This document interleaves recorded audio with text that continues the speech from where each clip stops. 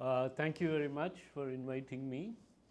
I'm not going to talk a lot about math. I'm going to talk about engineering and how it works. And that is the goal of my presentation.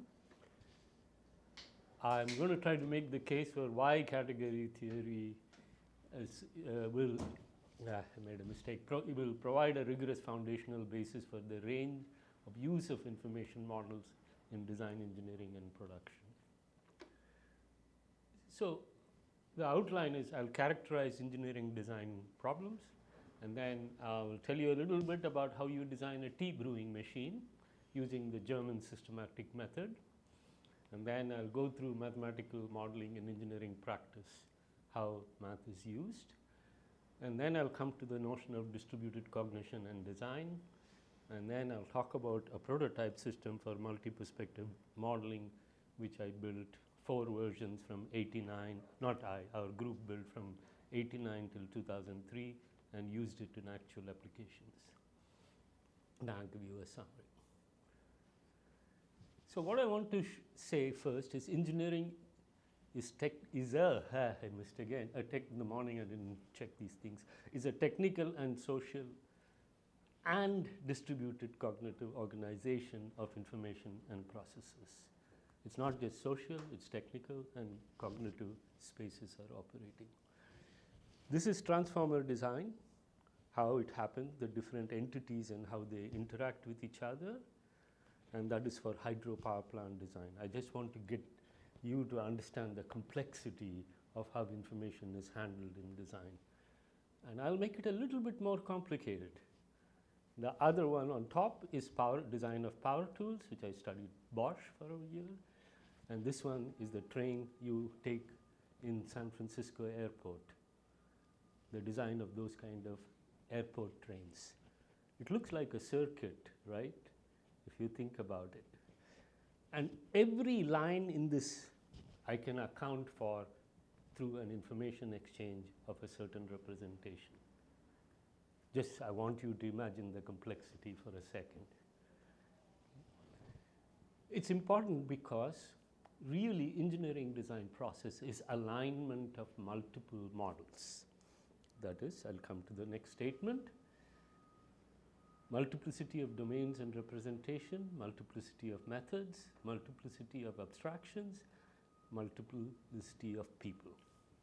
So engineering as a social process mobilize these multiplicities through, I had a big discussion with David about material representations and models collectively to create both the artifact and, in my mind, the theory of the artifact. Okay. We can elaborate on that later. Engineering models for communication is very important. You can see it has been a tradition to use a variety of models, very crude to more sophisticated to even more sophisticated models to communicate. For example, if you take Brunelleschi, it's very cool because he was the first outsourcer, because he came with the idea of linear perspective, and because of that, in order to build the dome, he could draw all these diagrams and give it to different people because he wanted to keep it as a secret, that nobody knows how he's going to really build the dome. It's a architectural marvel, also in terms of how he actually transported the bricks up to the dome. And so just to give you a notion that it was a very important part of it. Of course, you want to predict, so you have empirical, theoretical, and simulation. All these 3 things are very important in arriving at consensus in design. How do you make sure that what you are going to try is going to work? You look for failure modes, and failure modes are one of the main points in engineering design.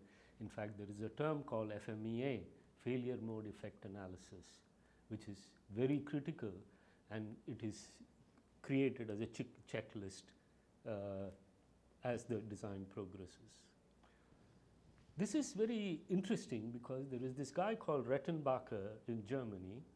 He was the first, one among the first, I would say, who brought mathematics and day-to-day practice of engineering together.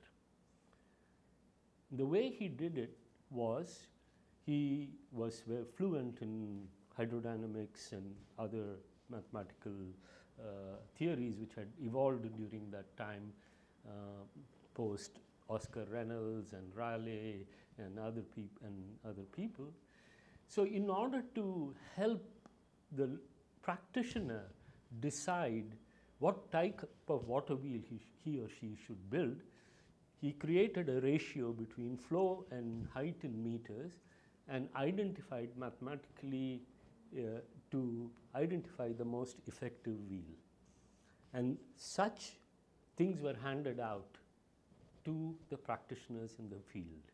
So this became their handbook. They didn't need to know the underlying mathematics, but they had a mapping in terms of ratios. And as you know very well, engineers use ratios all over the place.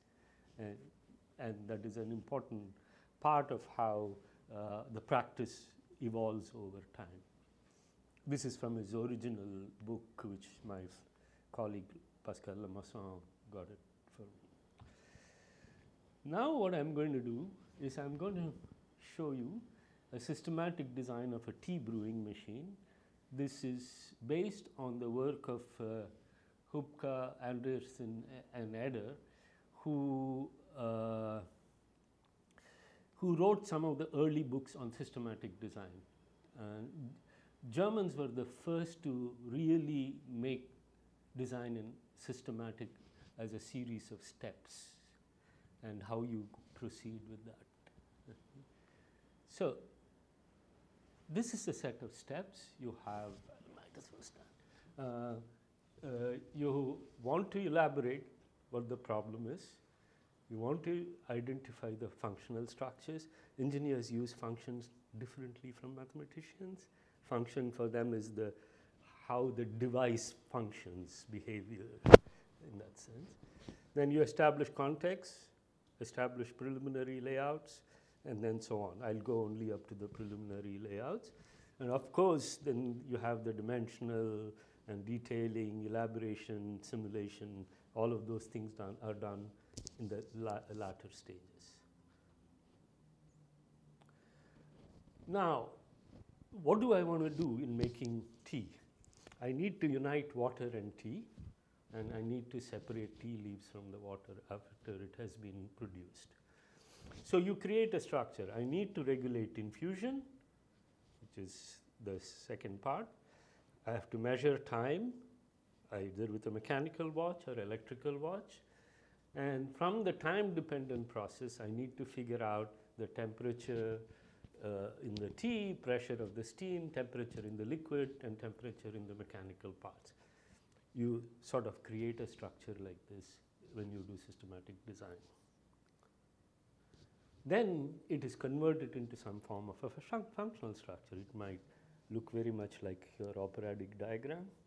If you can see, there is something coming in, that is the water. You heat the water, then you bring energy, unite tea and water, allow for infusion, separate the leaves, tea and leaves come out, and you activate the separation through the regulatory structure. And you have other support systems like setting the time and all kinds of other preferences you may want to have in terms of saying, oh, I want the tea to be there for 5 minutes, 2 minutes, 3 minutes, depending upon what you want to do. Now I start looking at the realizations, and I say, okay, I have to have water, I have to transport the water, infuse it, and then remove it. Or I could heat the water through a coil while the water is coming in, or I can heat it first and then transfer the water, or I can heat it in multiple different ways of heating. Now you're already getting into alternative ways of realizing the functional structure. Now I can go deeper. I say I want to transport water. Can I use gravity? Can I use pumping? Can I use different kinds of transport? It's not fully elaborated, but you can see how you're starting to look at different alternatives. In engineering, often people, at least in traditional engineering like systematic design, you have morphological charts from which you pick the pieces in order to put them together. I'm not going to details of that. I can show you things later on if you want, because you have mainly mechanisms. This is mainly mechanisms design or machine design. When you say morphological charts, you mean as a reference that Yes, other people yes. have already. So that you say, I want to transform rotary motion to linear motion. Here is a way to do it. I want to do this. These are all cataloged. So in engineering, this cataloging of history of how you have done is very important, and all the different transformations that take place in order to achieve your behavior you want. Okay. So it's without history and design rules, engineering will not work. Okay. Now I said, oh, I have a heating element, a brewing element. Now I'm looking at all the different types of composition, spatial composition. Here brewing is on top, heating is at the bottom, and serving container is separate. So you are arranging them in different ways to ask which arrangements make sense and which arrangements don't make sense, and throw away the arrangements which are not relevant and pick a particular arrangement you want to do. So eventually I come up with the principle. I have to heat water. I have a control system. I have a tea bag which is there, and there is a valve to determine when to close the valve for the tea to brew, and there is no device to remove the tea, because once it comes automatically, the valve will be open for the tea to pour into the serving container, which is missing in this diagram. Then you evaluate all the different alternatives. Here we have chosen 3 different alternatives on the 3 sides, and I have a certain weight for each one of the different characteristics I want, and I rate them in terms of which one of the devices will be the best one I want to produce. Okay. So this evaluation process is very, very important in the design, because this is where you are looking at cost, reliability, and all different features of the eventual product. I have a question. Yeah, sure. What does the slash mean there? Where? Yeah, 5/25. It's basically the total, the weight given to each one of them. You've got 5, right? It's 5 out of 25. You're giving, the total is 25, if I remember correctly. 12 plus 10. I don't remember exactly how the evaluation works. Okay. The total is you are allocating 15, 15. So the reliable function is sort of 0 in this. If you're giving 5 out of 25 is given to easy to operate. 5 out of 25. If you notice, it's 5, 5, 4, 4, 4, 5, 5, 4, 4, 4. All these are all given that amount of weight. It's a ratio, as far as I remember. I didn't pay attention to it carefully. Huh? So is it relative importance? Yeah, there is a relative importance there too. Yeah. I didn't expect to go through in detail. I can sit down with you and tell you. Okay. Now I want to say something about how engineers use mathematical theory. For example, Bessel function will provide nice solutions to differential equation with cylindrical coordinates, but engineers use numerical simulation to solve them because they do better. Okay. They allow for dealing with boundary value conditions better than theoretical ones, because real problems don't conform to simple conditions required of Bessel functions, Fourier analysis, and others. So they discretize and linearize them into algebraic equations to solve. That's where the numerical simulation comes into play. Finally, this allows you to deal with non-uniform boundary conditions, but it introduces approximation errors into the system. Now let me take this case of finite element analysis and boundary value problems. In this case, a car. You want to linearize by identifying mesh size and then solving the whole problem together in terms of each mesh size is a linearized differential equation, and they're all connected, and each mesh size has 6 degrees of forces and rotation, because as the force comes from different directions, the metal may twist in different directions. So you want to know what is happening there. Theory of finite element analysis assures convergence of solutions when the elements are identical, but you cannot have identical elements always. So you have to create non-uniform mesh, so it can be, but that has to be empirically verified. Otherwise, you don't have confidence in the model. So you get the verification both from simulation and actual test, and then map it back. Here, I would like to give you a nice example. When I was working with Alcoa on a project, they were building the chassis for Audi, aluminum chassis for car body. What they did was very interesting. They did a finite element analysis, and then they took a piece of aluminum which will go in the chassis. They finely drew the finite element on the actual metal and then crushed it and looked at the simulation. They could see physically what happened to those pieces so that they can correct the finite element analysis properly.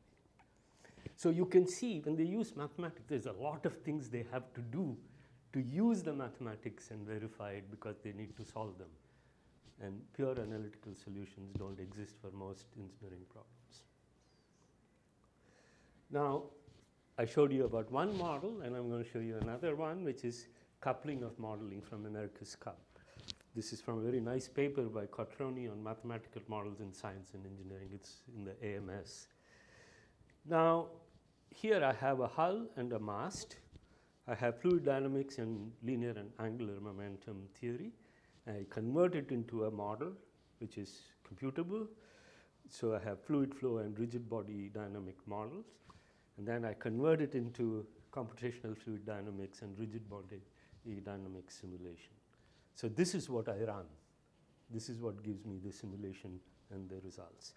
What you are figuring out here is both the velocity and pressure fields of this thing moving in the water, in hydrodynamically moving in the water. You get a trajectory as it moves through the water, increasing the velocity and how the pressure field changes. Now, the other part is I need to simulate to compute the structural deformation of the sail. Given the wind, at what wind conditions, the sail won't collapse. If the sail collapses, then you have problems. And you might, if you have seen America's Cup, in certain angles when the sail collapses and they recorrect themselves in order to prevent the sail from collapsing. So you need to have the structural dynamics of the sail, and that is dependent on sail material properties. And what you do is you create structural dynamic models in computation as a way to address this problem. But this is not enough, because I have to put these two things together. Now, what am I looking at? I'm looking to determine fixed points for velocity and attitude. I don't know whether you know what attitude is the angle at which the boat is tilting.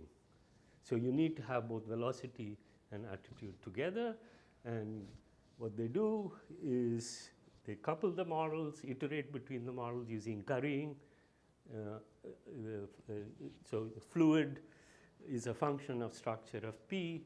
It's actually a cross product, but they embed it in a currying sense. And that's how they couple the model and then verify this empirically. Now I've shown you one model, coupling of models, and then I'll go to another thing is a lot of times you use simpler reduced form models versus complicated theoretical models. What Octave Levenspiel calls the $10 model versus the $100 model. And you want to use the $10 model as much as possible than the $100 model. Because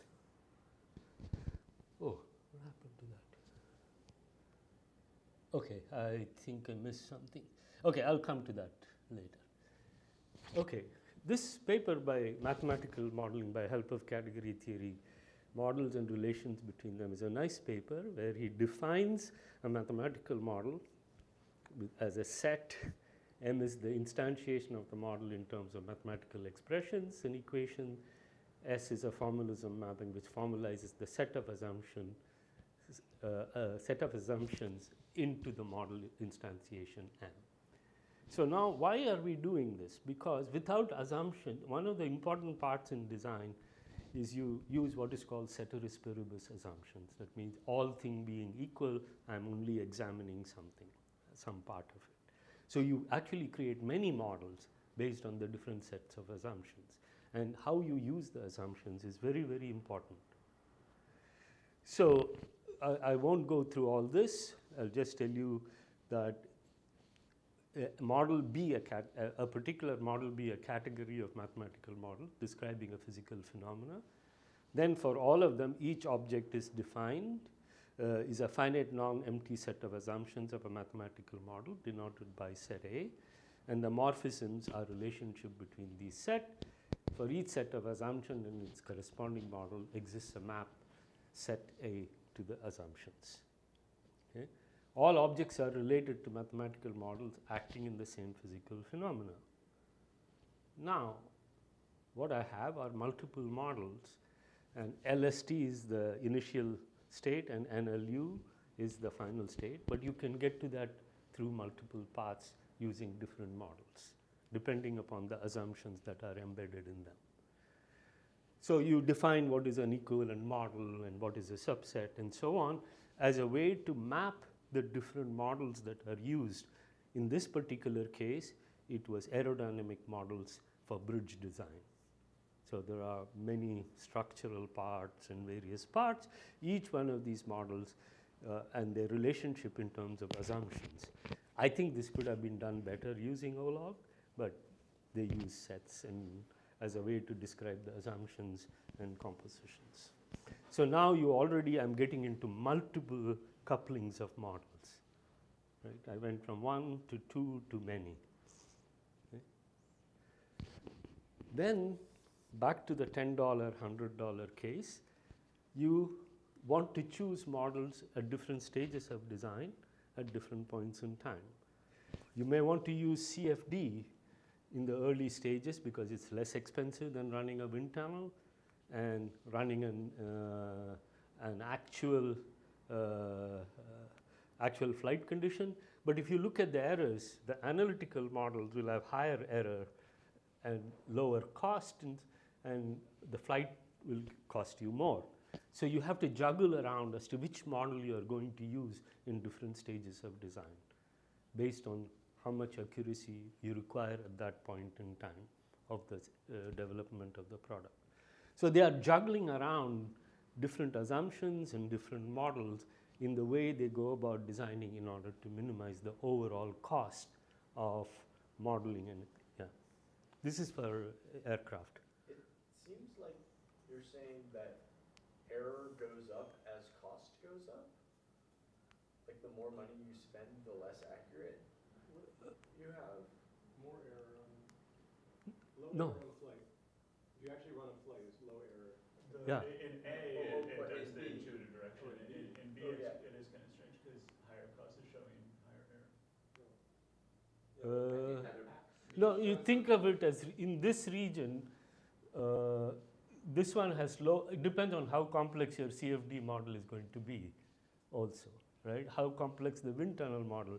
You can create a wind tunnel for a small aircraft, or you can, there also you have to make decisions, okay? Because this is where dimensional scaling is happening. I think the y-axis is mislabeled. Yeah, So if you look at the figure, The y-axis in B is number of test conditions. Is there a mistake? if you look at the caption, it says the y-axis on figure B should be log. Yeah, I think that's correct. The error, there's an error in the. Okay. So that's Okay. error, where it says error. Yeah. Okay. I'm I sorry. should It should be in a different font, then we will know. Yeah. Okay. Okay, now what I'm trying to say, mainly the message is I have to choose the level of the model depending upon which stage of my design I'm at. Mhm. Now I want to show you in chemical engineering, look at all the mathematics that is underneath in order to solve different problems. So if you want to do unit operation, transport processes, these are all chemical engineering models, because unit processes are modules: distillation column, reactor, separation.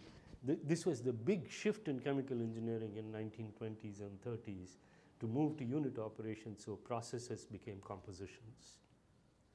And that dramatically changed the industry in terms of the kind of things they could do in terms of producing new plants. As you can see, yeah? You mean before they would think in terms of a whole Yeah. batch Yeah. of things? Yeah, whole batch things, and then try to make everything happen in the same device and so on. This dramatically changed the way you could compose new processes. Even though about 15 years ago, Eastman Kodak decided that maybe we should combine reaction and distillation together, and they recomposed it and they found efficiencies. Usually modularity reduces efficiency, but allows for better maintenance, better all kinds of other second order effects can be dealt with modularity better than when everything is integrated. So this is a tension between integration and modularity, is a classic tension that happens. This is a very nice paper. It lays out all the different methods and where it is used in chemical engineering. Now I'm going to shift to the social part of design, given you how mathematics is used in design. Okay, distributed cognition for coordinated action. This is work by Edwin Hutchins, who did Micronesian sailors navigating in the night using the sky, the water, the weather, and the different people in the boat had different conceptions, different structures of the world, and they coordinated. And I'm going to show you this example simple example from a cockpit. We have co-pilot and pilot, and landing and takeoff are the most critical parts of any flight. General flight is easy. As long as you're in the air. Yeah, okay. That's right. As it is, Hit the ground and you know that yeah. That is why checklists are very, very important. In fact, you might have seen a book by this Dr. Atul Gawande. It's called Checklists, and how he introduced the idea of checklists from aviation into operating theater, because a lot of things were wasted, mistakes were made. So you could say, and the way it works in medicine also the same way. Pilot is ready to land, request for longitude and altitude trajectory, and he says, I'm at 7,000 feet, 300 miles per hour. They don't use miles per hour, they use knots. I made it simpler. So the flight officer, he repeats 7,000 feet, 300 miles per hour. Two people, one guy says first, the other guy repeats it. Okay? And now the air traffic controller says, shift to 5,000 feet, reduce to 250 miles. Then immediately says, I'm moving to 5,000 feet. The co-pilot says, I should have used the same. Flight officer says, I have set the control to 5,000 feet. The flight officer repeats, depends, and then say altitude control set to 5,000 feet. They have set it up, and then air traffic controller said move to 3,000 feet and 250 miles per hour. And so what is happening here, that the three mental models of the air traffic controller, the flight co-pilot or flight officer, and the pilot are coordinating to understand the spatial location of the aircraft. And they all have to have the same model. If they don't have it, then you start getting into trouble. And this is why distributed cognition becomes very important, that all three of them are looking at the same object, but they know different pieces, and the flight officer confirms what is happening. So what happens is, really, that was in real time. But if you take engineering over time, then it is happening over a long period of time. In the case of pilot, it's for a short duration of landing or takeoff. So now what you have are, in engineering, you have multiple cognitive spaces and structures, and each perspective comes with its object worlds, relationships, and composition. The examples are manufacturing with its machine objects, machine processes its behavior and the ability to compose them, assembly perspective with respect to objects and parts and their interfaces and composition, then supply chain perspective as parts is bill of materials and who it goes to different suppliers and manufacturers, and the system perspective, it takes all of these objects and say how do they all relate to each other. In doing this, they go through, as per ethnographic studies of design, there are 4 types of conversation that takes place. There is a problem discourse. What is the problem? There is a constraint discourse, and then there is a design discourse and decision discourse. There are 4 of these discourses that are interleaved. In some sense, many people argue that the requirements and solution are moving through topological spaces, interacting topological spaces. That's one proposed theory of design, is that that's what engineers do.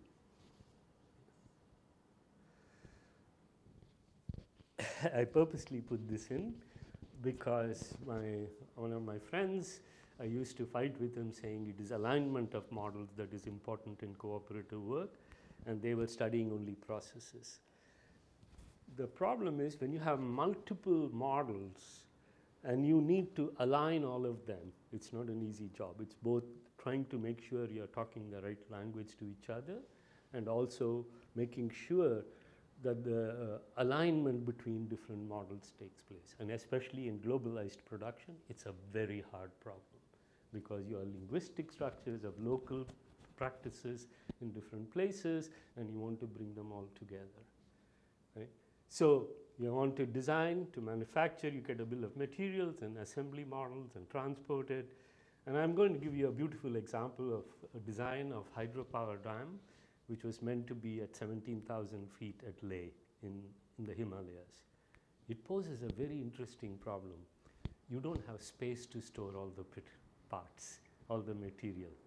So your manufacturing process has to be coordinated with the transportation of the right set of parts.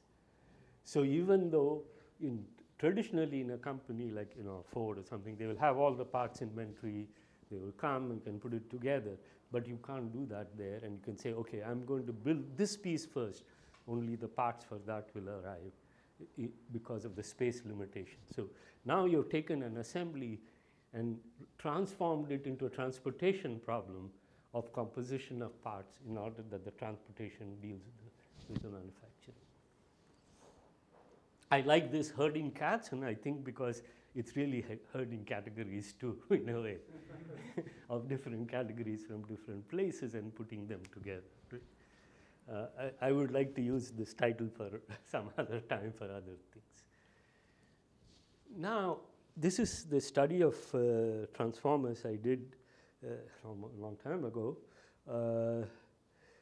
There are 2 groups I studied. One was large-scale transformers and the other was medium-scale transformers. What was striking was that the large-scale transformers, 98% of the time they passed all the tests before shipping. Whereas in the medium-scale transformer, they passed only 68% of the times. Why did this happen? We started investigating. And remember, these are all done by people, not with fancy computers in those days. What was important was the development manager of the large scale had one person called the development engineer who was the anchor. He went to all the engineers, collected data on testing, collected data on material, because when you get steel from Nippon Steel versus US Steel, the material properties are not exactly the same. So you have to account for that in the way you do the analysis. So that person was made to reconcile all of these alignment continuously in the design manual. You'll go back, and analytical tools were corrected, and that is why they could achieve 98%, which implies that these links the dotted links were broken in the medium's transformer design. So they didn't have a development engineer? They did, but they didn't behave the same way. It was the insight of the the manager of that division, because he had worked in all of the different pieces, he understood the interlinkages, so he created institutional mechanism to address it, whereas the other guy hadn't done it. I can tell you the large scale was GE and the medium scale was Westinghouse. Two design practices create two different outcomes. And that was all based on how the collective cognition operates. Our, please. So the key is to have someone running around checking everything, but he has to have like really, in this case anyway, was successful and he had actually done all those jobs. Yes, it's very important. That's quite a lot of work getting into. Yeah, in his career, he had moved through all of those things. So he had a mental model of what the cognitive model, what it ought to be, and how to mobilize all the people to achieve that. I think that's a very significant part of design. And In Hutchins' description of navigation, he also says that the top people have gone through all the previous steps. yes, Like they need to know, if they want to be the center of this thing, they need to have done all the things. they would have, yeah. If you are an institution, company, you should always look for someone who you can move around and make sure they can get to a position where they see the whole while understanding the parts. Right? So they need to figure out how to get these part people coordinated and aligned. This goes back to herding of cats. This is what you are doing. You know, he is herding it better than the other guy, that they don't stray away. And in fact, it would be nice to write a paper, herding of cats using category theory for engineering at some point. So this was our vision. We actually built this for ABB, where we had a conceptual structure for the domain of transformers. It shows as a single structure, but it actually multiple structure interconnected together. And these are all mapped to tests and standards, manufacturing data, previous designs, etc., so that the design engineer can come in and say, hey, give me a previous design. And he loads the previous design, and he starts working on that design. We did some innovation. Oh, she, sorry. Thank you. That I dealt with men at that point, so sorry about that. What was interesting is we also did something more in order to get better previous designs. Usually previous design, only the end result is stored. So we started capturing how the designer goes through each one of the steps. He does, in the transformer case, you do insulation calculation, heat transfer, electromagnetic field calculations. All of these are done, and eventually you come to the optimization. So they used to go, all over the place. So we decided to capture every step when they go through, so that we know the sequence they went through. And if they decided to go back to a step, we would stop and say, why are you doing this? So we could get the rationale for it. And in the process, we created, eventually what you have is a linear direct process without any iteration, because you have the final design. These became the record of history. So I not only get the design, I also get the process by which I did it. Right? This becomes very important because we also developed a training tool where we would give the same design to a new engineer. He'll go all over the place and then show him there is a direct process. Because you did these assumptions, this happened. Now you can start training engineers. So having history is extremely important, both to train and also to give an initial set point for the design you are doing. We built this system in 1995 using a system I'll talk about later. and then we transferred the entire requirements of a prototype, which was then made into a solid, reliable prototype, and it was used in ABB for over 15 years before they sold it to another company, sold the entire division to somebody else. Why did this happen? That is important to pay attention to, because ABB was the first company to think about global and local. That is, we will have a global design which is customized to local markets. And how can I make sure that the variants are conforming to the global design and they are treated as variants in a systematic way? And the reason for that is they wanted an engineer in Turkey to design the transformer in America so that they can use resources more flexibly, engineering resources across the world, by having this kind of a system. And this is probably one of the first companies to deal with variety. Automobile companies struggled for a long time to get their model and variant. That's eventually they came to platforms and creating, for example, your Volkswagen Passat is the same as your Audi A4 platform, just few things changed around. So you could get variety. And that is what we were lucky to be part of the early stage of that. Okay. Now I'll go to the system we built, which was called NDIM, because you had multiple dimensions of modeling that was required to do the design. And we had a very important concept, I'll come to that more, called conceptual flat space. And the second is history through a publishing process. And then our modeling languages were nodes, links, and operators. So you can think of it in a categorical terms. It was basically nodes, relationships, and certain operations you can do within that space. And each of these, and we also were very concerned about the evolution of the formal from the informal. What I mean by that is, often engineers start drawing something, saying, but they don't do it formally. So how can we help them to make it formal right from the beginning? Because the minute you don't make it formal, all the ambiguities come. So if you can force them towards formality, automatically all the other facilities you can do in terms of composition, mapping, everything becomes automatically available. So that is why we had a notion of a private space where an engineer could play with the different models to arrive at a model he wants to make it public. Public is where the consensus is made. Other engineers look at it and then say, oh, this model looks good for this purpose. And once everybody agrees, it goes to the published space, which means it becomes part of the standard practice. Okay? And this evolution is very, very important because engineers come up with all kinds of models all the time. And as you might have seen in Chevron, they create it in Excel sheets, which is a disaster. Hundreds of Excel sheets which are not connected.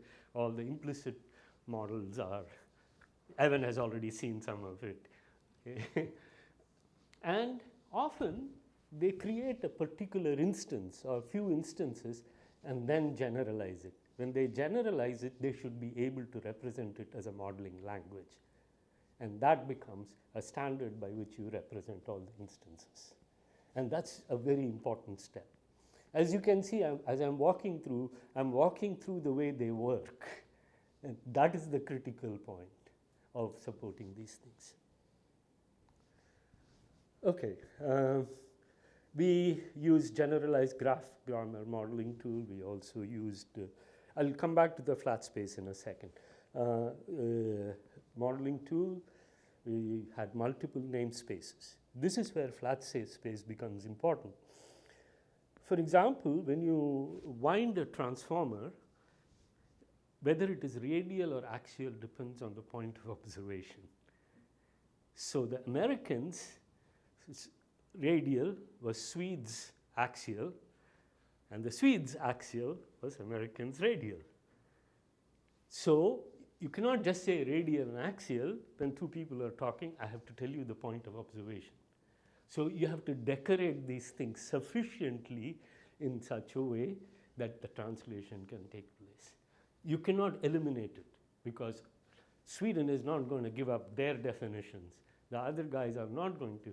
So you're going to have this notion of different terms. This morning also I was talking to Eswaran, and they pointed out they had a similar problem. Shell colors something pink, and Chevron colors something red, but they are the same thing, but they cannot figure out which one is what. Right? And that's a very important thing, because what we did is we literally decided an object exists with an ID. It has no name. Okay? And the object's name appears in the context of the model. So when I choose that object, I name it in my model, and that's what is kept. So what we used to do is, here you have an object, it participates here, it participates in this model, and in this model, let us say, the name is attached here. Okay? So I can have multiple namespaces without violating any of the rules and still point to the existence of the same object. Okay. And that is where the conceptual space becomes very, very important. So anybody can pick various pieces. But when I say object, I don't mean just an object. A model itself is an object. So I can name it differently if I want to, and the elements in it differently if I want to. And you have to have orthogonal classification. There is no way a single classificatory structure will work in engineering. You have to have multiple classification based on the perspective. So what is a modeling language? We had something called atomic, like atomic is real number, natural number, all of those. And then we had models. Models are links and relationships and associated operators. This is the basic piece.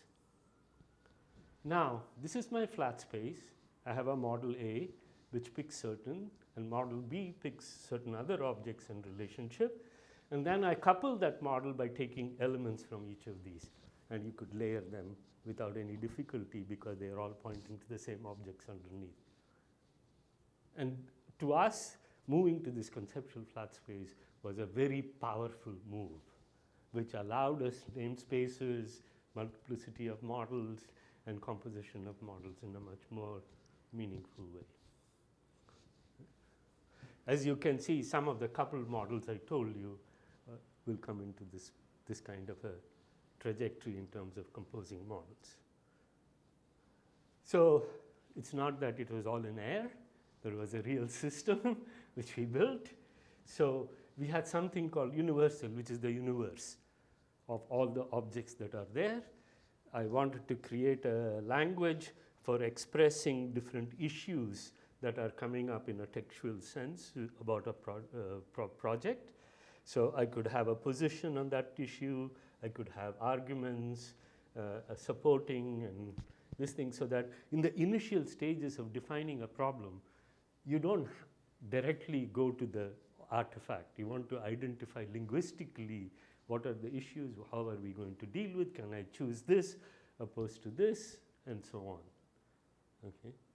And so the language we call is called the issue-based language, we call it, and it is made in the universal space because we are picking objects from there. Once we have done that, so now it says IBIS, issue-based information system. There is a separation scheme. Somebody responds saying, oh, I need to have a flash system, and somebody says, no, I have a distillation column, and there are I need to deal with maintenance issues, you can't do this, and so on. This is where the negotiation of the requirements start taking place in a linguistic space. Then I can also do something. I have negotiated it. I can say, oh, I have, usually these things are a computer. This was for handheld computers, a computer carried by hand, gather. So I've created a model for handheld computers, that these are the components that are there. Now I could instantiate it into, I have different previous designs, and then there's a remote collaboration one, there is a car computer one, a pipeline monitor. They all rely on the original model, on on this model. Okay.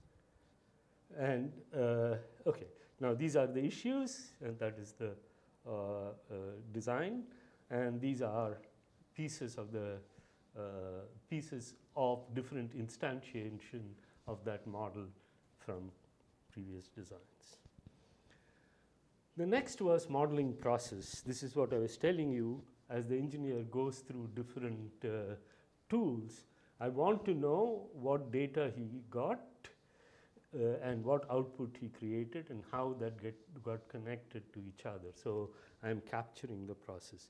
This is a very generically, and you can use string diagrams in a very rich way along with inputs and outputs using O-logs as a way to create this entire history of the process itself.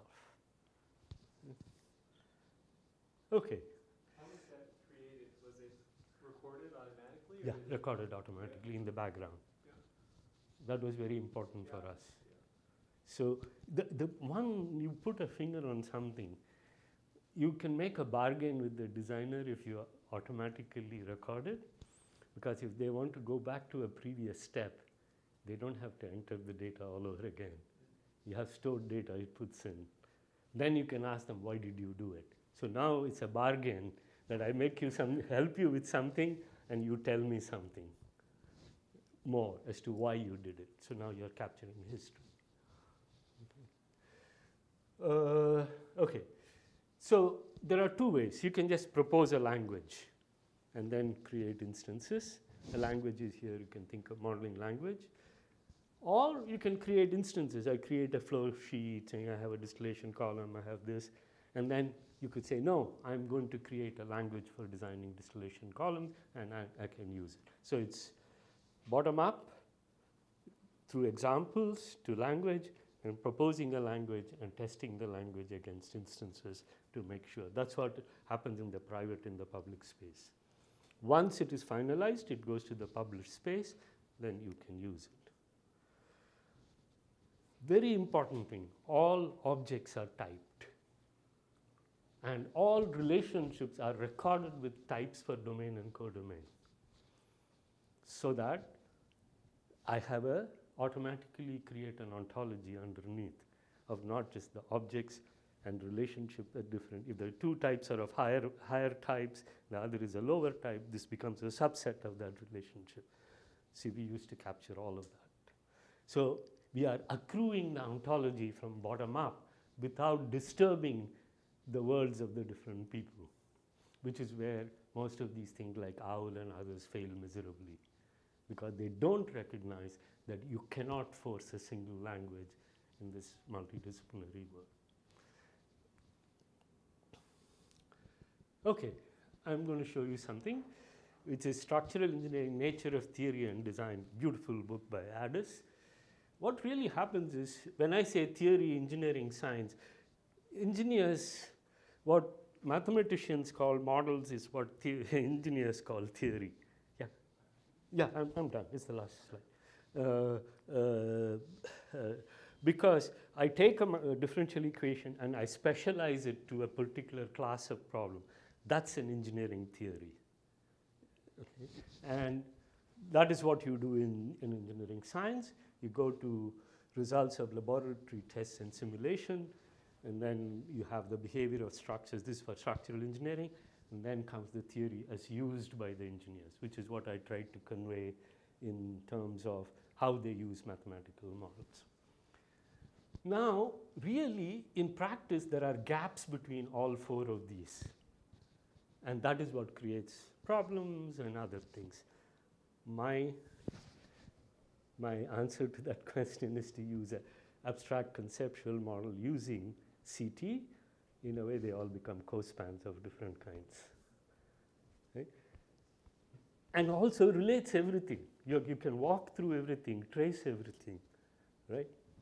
So, in summary, category theory can serve as the conceptual framework for organizing and integrating models in engineering design, can serve as the representational framework for incorporating multiple perspectives, and support tools for category theory must be developed for the design organization's creation, maintenance, and collective memory.